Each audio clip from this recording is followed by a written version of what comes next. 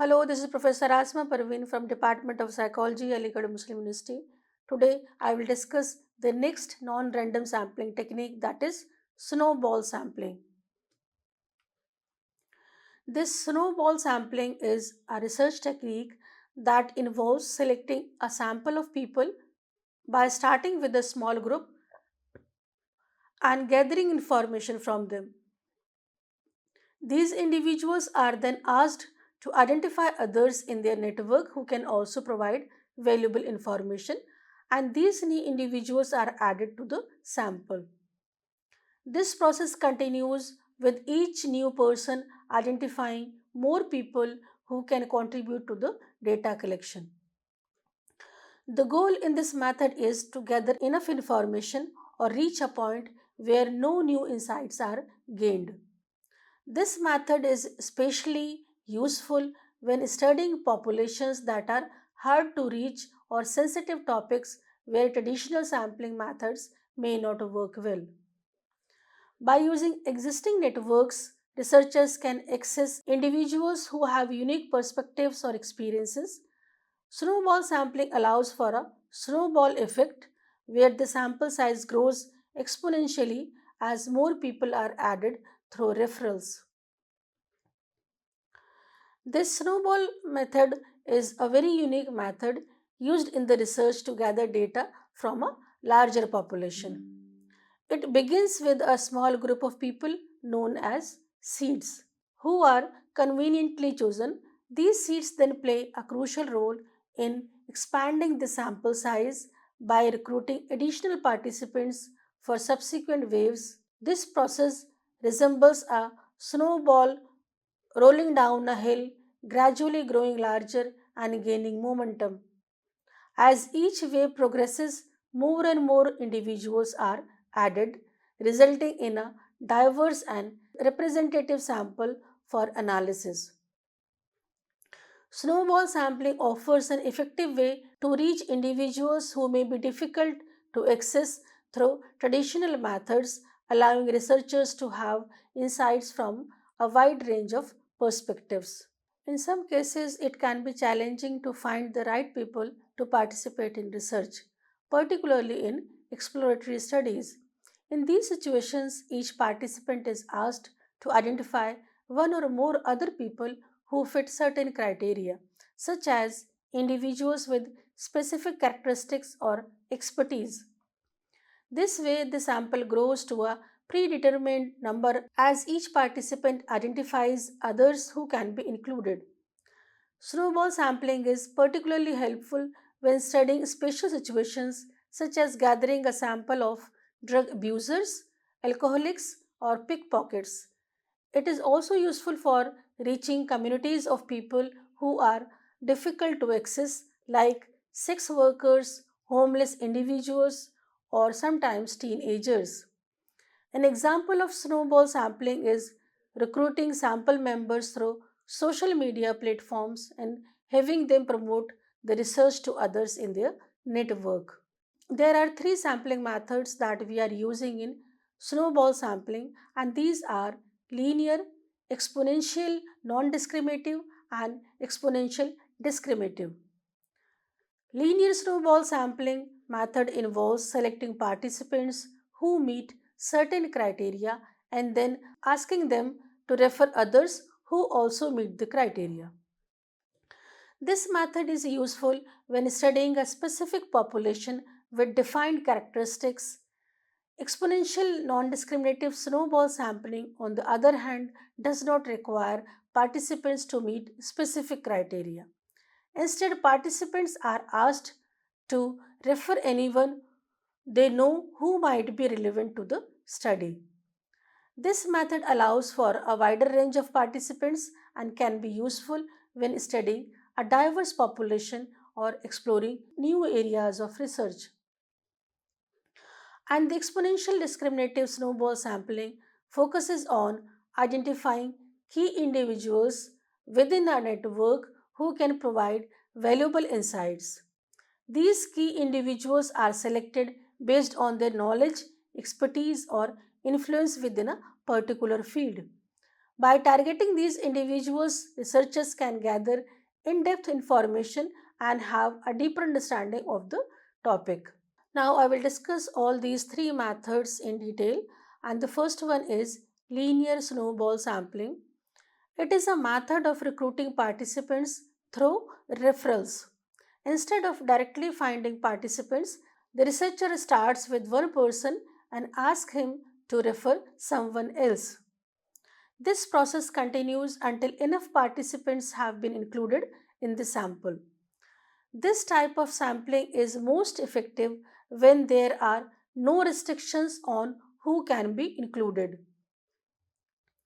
For example, if you are studying people who own tiny houses, you would start by talking to someone who recently bought one.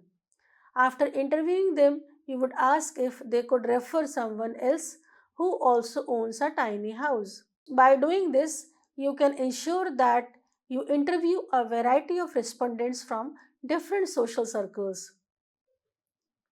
When using linear snowball sampling, it is important to prioritize interviewing individuals who are less known to the initial participant. This helps to avoid solely interviewing people from the same circles and increases the chances of including a diverse range of respondents in your sample. Additionally, if the initial participant mentions more than two names, it is a good idea to inquire about their level of familiarity with those individuals.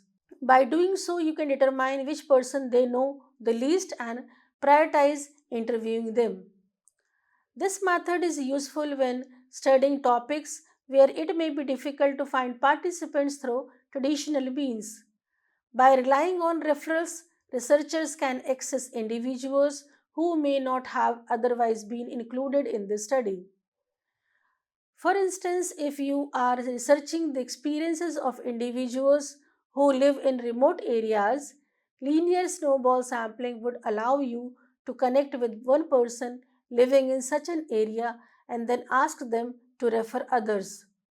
Through this process, you can gather a comprehensive understanding of your research topic. Next method is exponential non-discriminative snowball sampling. It is a method which is used to gather a larger group of participants from a study. It involves recruiting the first person who then refers multiple others to join the study. These referrals are all included in the sample. This type of sampling is particularly useful when studying topics like why people choose to live in tiny houses. For instance, imagine you are conducting research on the motivations behind living in tiny houses. After interviewing one person who owns a tiny house, we can ask if they know anyone else who also owns one. They inform us about two other individuals who recently purchased their own tiny houses in the same area.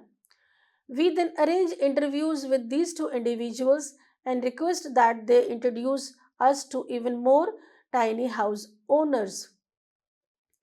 By utilizing this snowball sampling technique, we can gradually expand our participant pool and gain insights from a diverse range of individuals who have chosen to live in tiny houses. This approach allows us to tap into networks and connections within the community, ultimately leading to a more comprehensive understanding of the subject matter. The advantage of exponential non discriminative snowball sampling lies in its ability to reach a larger number of participants than traditional sampling methods. Rather than relying solely on random selection or specific criteria, this method leverages personal connections and referrals to access a wider population. This can be especially beneficial when studying specialized topics such as the decision to live in tiny houses. The next method is exponential discriminative snowball sampling.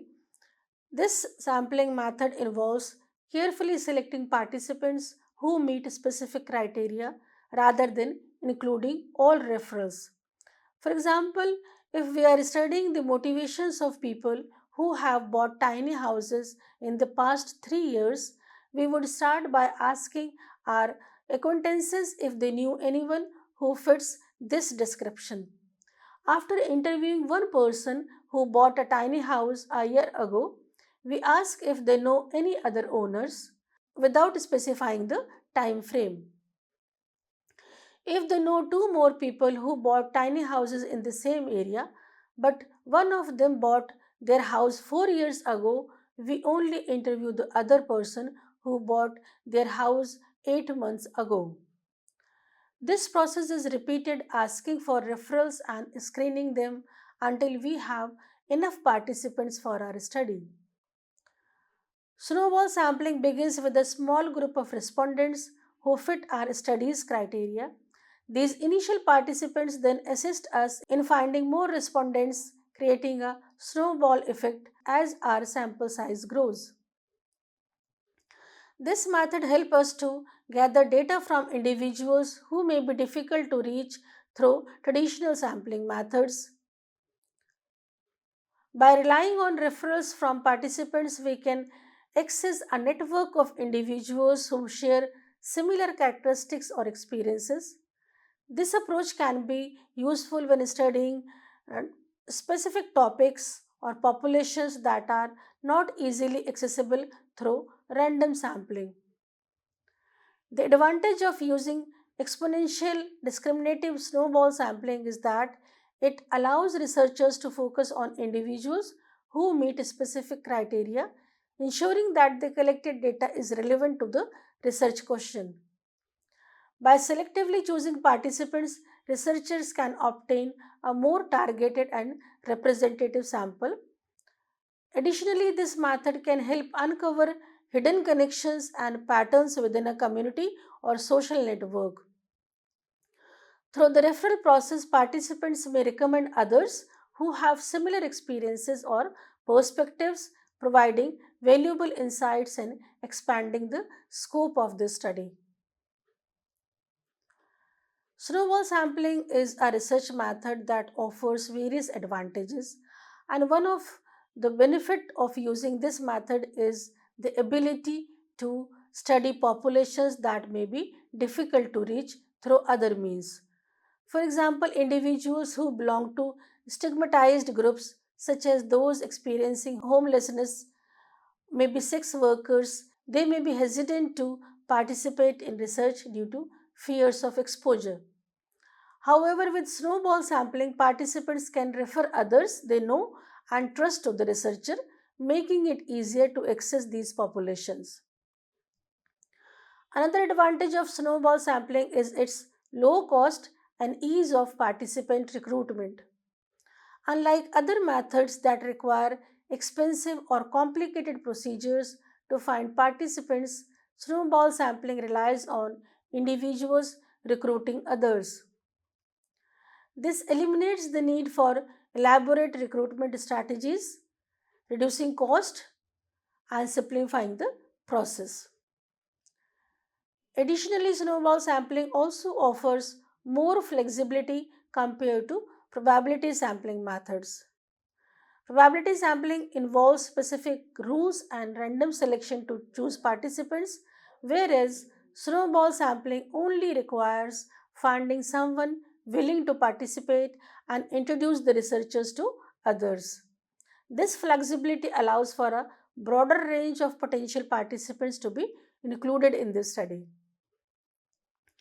Another advantage of snowball sampling is that it is a valuable technique for studying groups or organizations when there is limited knowledge about them. Instead of attempting to reach out to every individual in the group, researchers can start by talking to a few people who can then help connect them with others. This approach provides insights into how the group communicates, makes decisions, and shares information. Another advantage of using snowball sampling is that it helps establish trust between the researchers and the participants. When someone you trust refers you to a study, you are more likely to be interested in participating.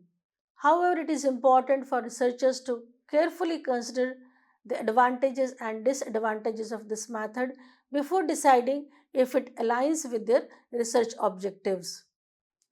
By utilizing snowball sampling, researchers can have a deeper understanding of the dynamics within a group or organization. This technique allows them to uncover patterns of communication, decision making, and information sharing practices. So, it offers a comprehensive view of how the group functions as a whole. Snowball sampling, while a useful research method, in some cases has its limitations also and may not be suitable for all research designs. One major drawback of this method is that the sample is not randomly selected, which means it may not accurately represent the entire population being studied. This lack of representativeness prevents us from making statistical inferences about the larger population and increases the likelihood of research bias. Another issue with snowball sampling is that the researcher has limited control over the sampling process.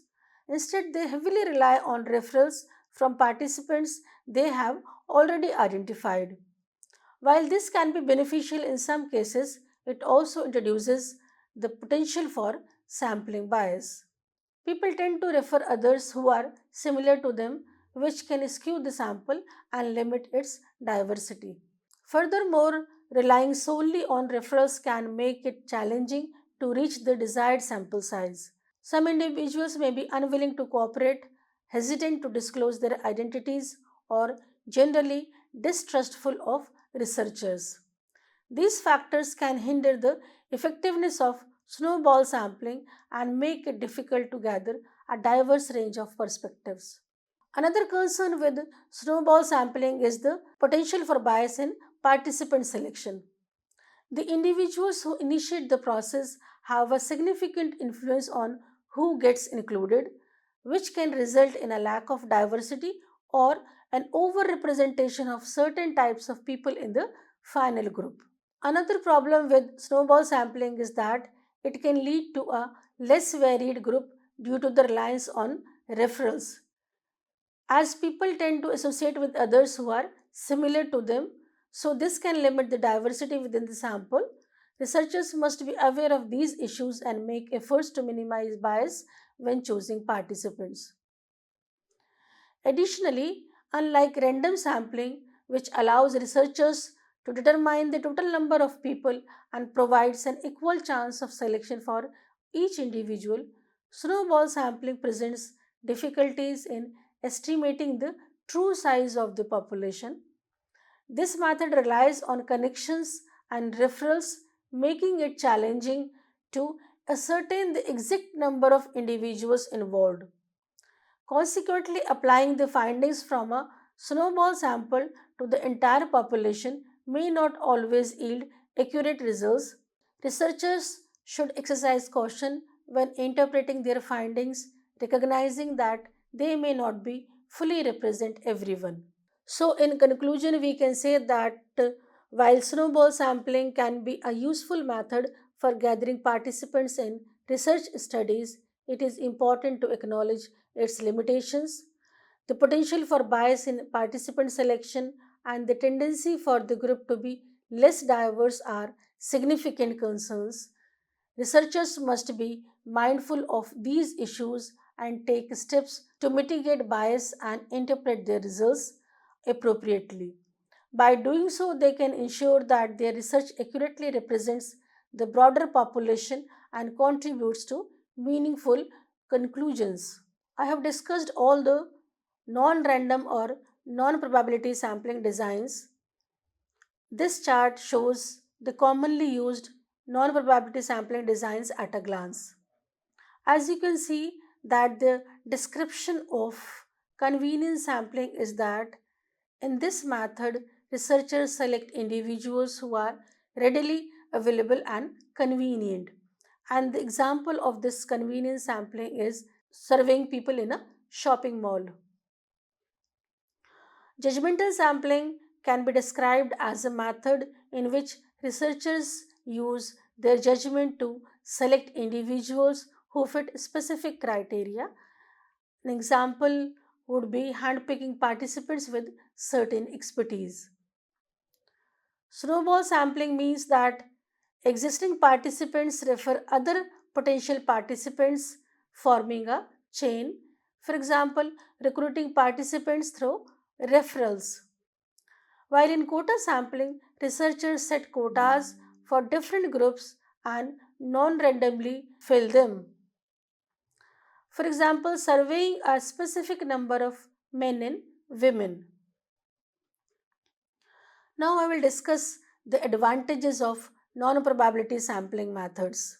Non probability sampling methods are valuable methods in research for several reasons, and one advantage of using this set of method is that it can be used when there is no known sampling frame, meaning you don't need to have all the details about the total population you are studying. This flexibility allows researchers to gather data even when information about the population is limited. Another advantage of non-probability sampling is its ability to provide detailed description of the sample. This is particularly useful when conducting qualitative research as it allows for a deeper understanding of the subject. By gathering rich and detailed insights, researchers can have valuable knowledge about their chosen topic. Additionally, non-probability sampling is a fast and cost-effective method. Researchers only need to invest a small amount of time to gather a sample size they deem appropriate before beginning their research. This efficiency saves both time and resources, making non-probability sampling an attractive option for many researchers. Unlike probability sampling techniques, non-probability sampling is not affected by low response rates. This means that researchers are more likely to achieve a higher participation rate from the sample. This helps researchers to obtain more reliable and representative data. This sampling also serves as a quick starting point for investigating specific audience groups or target markets. It can help identify potential issues or opportunities which may lead to further investment or research in those areas. By using known probability techniques, researchers can gain valuable insights into specific populations and make informed decisions based on their findings. Another major advantage of non probability sampling is its ability to reach groups that are often overlooked or underrepresented. This is particularly valuable for gaining insights into unique perspectives and viewpoints that may not be captured through traditional sampling methods. Additionally, with the prevalence of online platforms, non probability sampling has become even more accessible. Researchers can easily connect with specific individuals they want to include in their study, regardless of their physical location.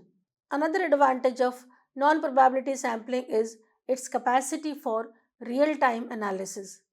Researchers can analyze and study current events as they unfold, allowing for faster insights and a better understanding of the subject matter. This real time approach enables researchers to stay up to date with the latest developments and adapt their research accordingly. Furthermore, if someone declines to participate in the study, they can easily be replaced by another individual. This ensures that the research can proceed smoothly without any disruptions or gaps in data collection. The flexibility of non probability sampling allows researchers to maintain the integrity and continuity of their study even if some participants are unable or unwilling to take part. Non probability sampling methods also have their disadvantages, and one major drawback is the presence of sampling bias, where certain members of a population are given an unfair advantage in being selected for the sample. This can result in a sample that does not accurately represent the entire population.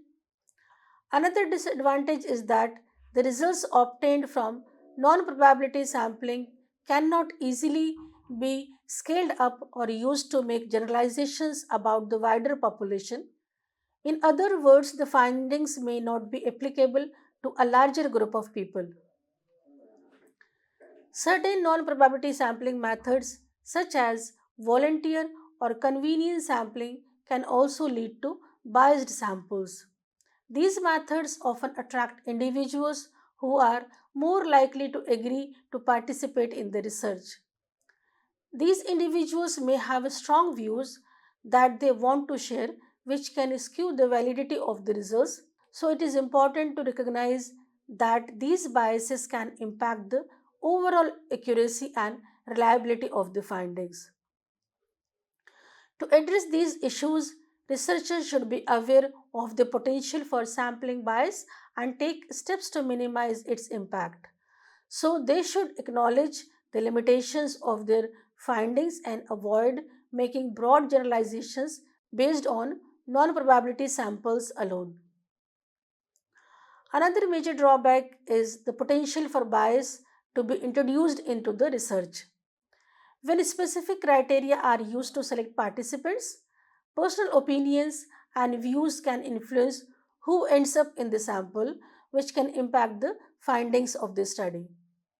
Another issue is that the sample may have certain requirements or obstacles that make it difficult for selected participants to actually be included. This adds complexity and could exclude suitable candidates from being part of the sample, potentially skewing the results. Furthermore, without an accurate way to determine the size of the population relevant to the research, it becomes unclear how many participants should be included in the sample. This lack of clarity means that researchers might realize later on that they need more or fewer participants, leading to wasted time and money. When using non probability sampling methods, it is crucial to consider the limitations and potential biases that may arise. While these methods can be useful in certain situations, they should not be solely relied upon when making important decisions or drawing conclusions about a larger population. So, it is essential to use caution and carefully evaluate the validity and representativeness of the sample. This is all. Thank you.